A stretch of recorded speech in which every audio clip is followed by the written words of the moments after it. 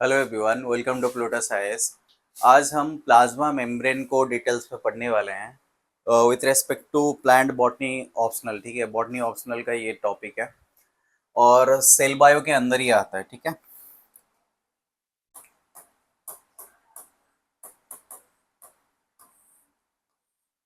तो plasma membrane जब research हुआ था, इसके थोड़ा सा बैकग्राउंड के बारे में मैं बताता हूँ।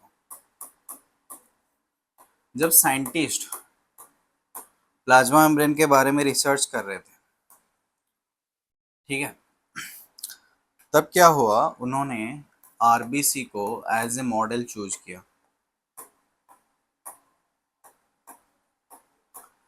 जब आरबीसी को एज ए मॉडल चूज किया, क्यों आरबीसी को चूज किया? क्योंकि आरबीसी में न्यूक्लियस नहीं होता। तो न्यूक्लियस नहीं होता तो क्या होगा?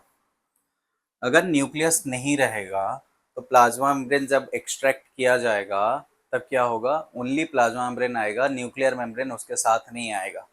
तो यहाँ पे कॉन्टेमिनेशन नहीं होगा।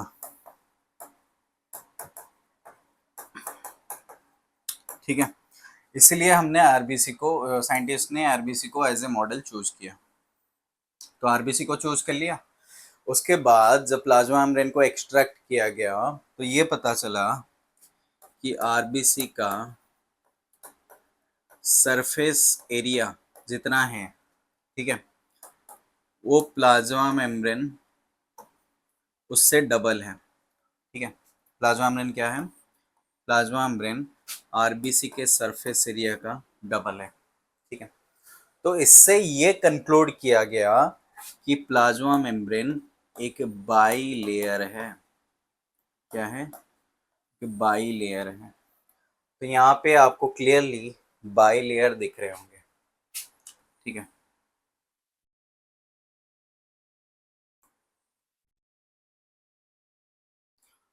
बाई लेयर दिख रहे होंगे।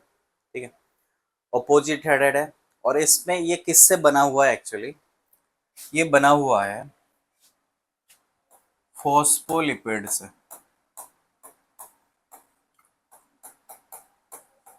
तो इसमें दो चीजें हैं, फॉस्फो एंड लिपिड। फॉस्फो मतलब फॉस्फेट, एंड लिपिड मतलब ग्लिसरॉल प्लस फैटी एसिड। अगर मैं स्ट्रक्चर बनाऊं तो ग्लिसरॉल का स्ट्रक्चर क्या होता है? CH2OH, CHOH, CH2OH। ठीक है, अगर मैं फैटी एसिड की स्ट्रक्चर बनाऊं तो ये कार्बन चेन है, एंड में है COOH। ठीक है, इन दोनों को मैं कंबाइन कर दूं तो कैसे कंबाइन होगा? ये है ग्लिसरॉल का स्ट्रक्चर, यहां से OH हट जाएगा, OH हट जाएगा और इस जगह पे एक फैटी एसिड आ जाएगा। फिर CH, यहां से OH हट जाएगा और इस जगह पे एक फैटी एसिड आ जाएगा। यहाँ पे CH2, यहाँ पे OH हट जाएगा और यहाँ पे लग जाएगा फॉस्फेट। ठीक है, तो ये हिस्सा फॉस्फोलिपिड का क्या है? हेड है। और ये दोनों क्या है? टेल है।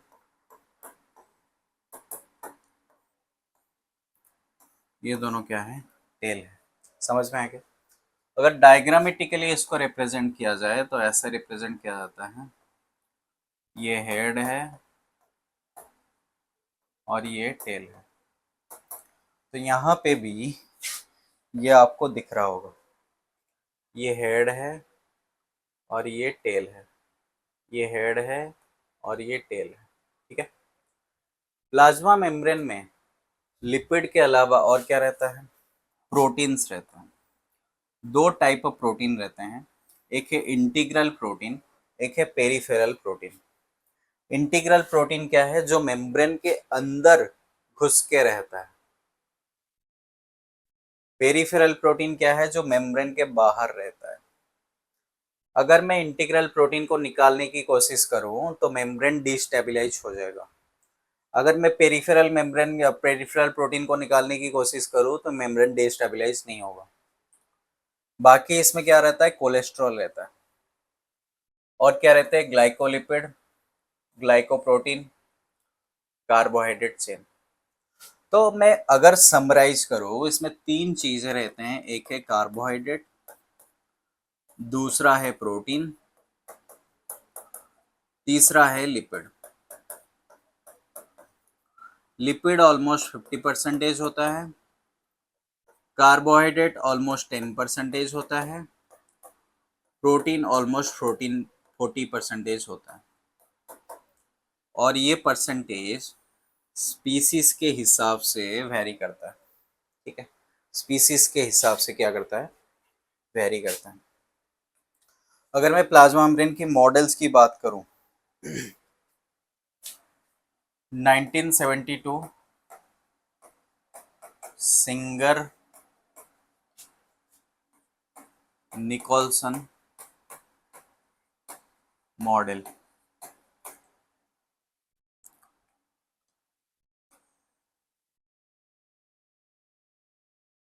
निकोलसन मॉडल, इसमें इसने बोला कि प्लाज्मा मेम्ब्रेन फ्लूइड है, प्लाज्मा मेम्ब्रेन मोजाइक है। तो फ्लूइड का मतलब क्या है? देखो, प्लाज्मा मेम्ब्रेन में जो फॉस्फोलिपिड रहते हैं वो एक जगह से दूसरी जगह मूव करते हैं। उनकी मूवमेंट के डिफरेंट टाइप्स हैं, जैसे कि लैटरल डिफ्यूजन, एक जगह से लैटरली एक जगह से दूसरी जगह मूव करते हैं। रोटेशनल डिफ्यूजन, एक जगह पे ही रोटेट करते हैं। फ्लिप फ्लॉप डिफ्यूजन, एक लेयर से दूसरी लेयर आ जाते हैं या नीचे से ऊपर आ जाते हैं। फ्लेक्शन, फ्लेक्शन में ये क्या होते हैं? बेंड हो जाते हैं due to unsaturated fatty acid. जो फॉस्फोलिपिड में फैटी एसिड होता है, अगर वो अनसैचुरेटेड हो गया तो उसमें फ्लेक्शन मूवमेंट होगा। कौन कौन से फैक्टर मूवमेंट को कंट्रोल करते हैं? टेम्परेचर,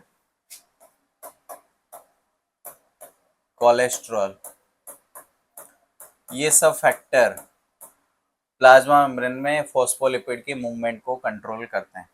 ठीक है, तो ये हो गया प्लाज्मा मेम्ब्रेन। और इसमें एक रीजन रहता है जिसको हम बोलते हैं लिपिड रैप्ट। क्या बोलते हैं? Lipid wrapped. मतलब बहुत सारे कोलेस्ट्रॉल,